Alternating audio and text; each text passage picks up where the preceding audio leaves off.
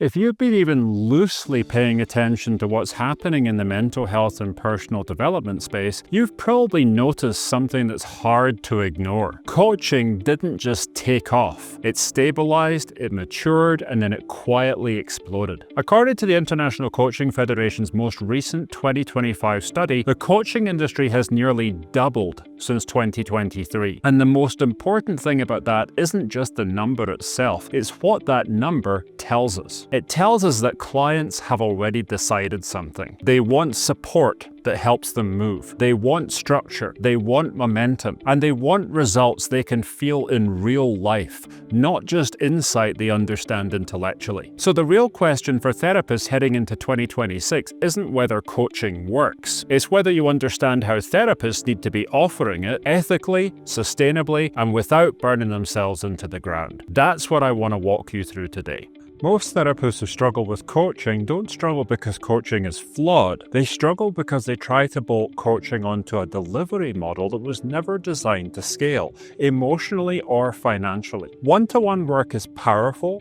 It's also fragile. It requires you to be present, regulated, insightful, and emotionally available over and over and over again, with no structural support holding that work besides you. I work with a therapist like this, highly experienced, fully booked, great reputation. On paper, everything looked successful, but she was exhausted. Not because the work lacked meaning, but because every outcome depended entirely on her nervous system, her presence, her emotional availability. When she moved into a structured group coaching model, something interesting happened. All her clients were working through a curriculum she created once that led them through the transformation. Her clients joined twice-weekly group calls to get her support. She had a low-maintenance community where people could ask her questions. And then her clients also began supporting each other. With the curriculum, group calls, group community, and the peer support that developed, they normalized faster. They implemented more consistently, and her workload dropped, while she also saw her clients could work in her program every day to get faster results. Now she can work less than half the clinical hours she used to and provide support in her group coaching program, and she has more time back in her lifestyle to make sure that she can show up regulated for her clients. This is actually how people learn now. We don't do our best thinking locked in isolation. We do it around others with context and shared experience. A well-designed group doesn't dilute care, it strengthens it. Group coaching isn't a downgrade, it's a structurally superior container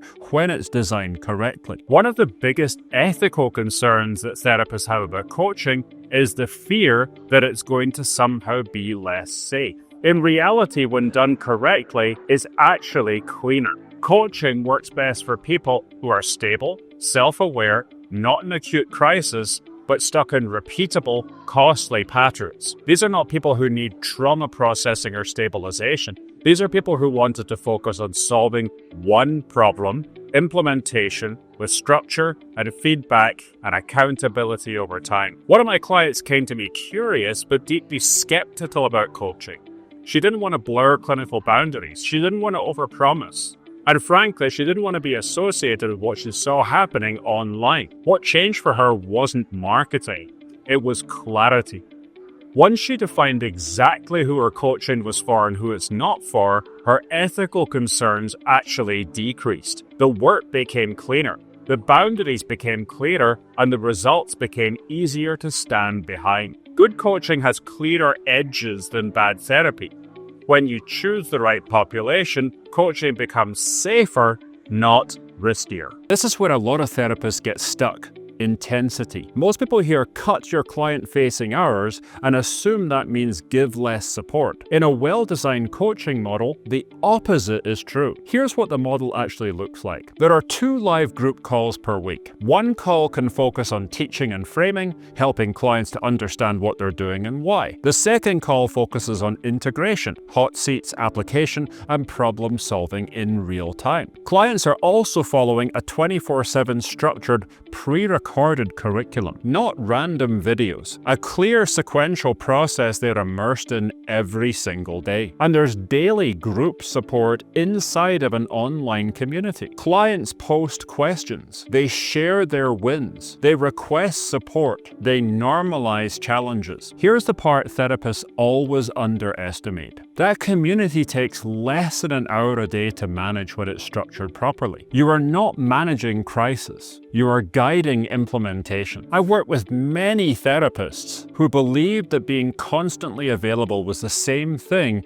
as providing good care. One of my clients was genuinely surprised to discover that when she moved into this model, her clients felt more supported, not less. And her direct client-facing hours dropped dramatically. Not because she cared less, but because the system carried more of the work. Burnout doesn't come from caring. It comes from being the only container and from only working in one-on-one sessions. In therapy, pricing is tied to time. In coaching, pricing is tied to the value of solving the problem. Clients are no longer paying for 50 minutes. They're paying for momentum, outcomes, and a defined window of change. That's why hourly pricing is inappropriate in coaching. It doesn't match the value being delivered. That's why coaching programs run by my clients start at $2,500 and go as high as $7,000 up front. And the right clients see that as a fair price for getting a result that they value the most. Ethical pricing isn't about being cheap, it's about being accurate. When pricing aligns with value, resentment disappears on both sides. Most therapists delay launching coaching not because they lack skill, but because they overcomplicate the process. You do not need a massive audience, a complicated funnel, a rebrand, or a new certification. You don't even need to have a fully created curriculum before you start. What you do need is very simple. You need one clearly defined problem, one repeatable process, one group container, and one clean enrollment path. That's it. Most therapists don't fail because coaching doesn't work.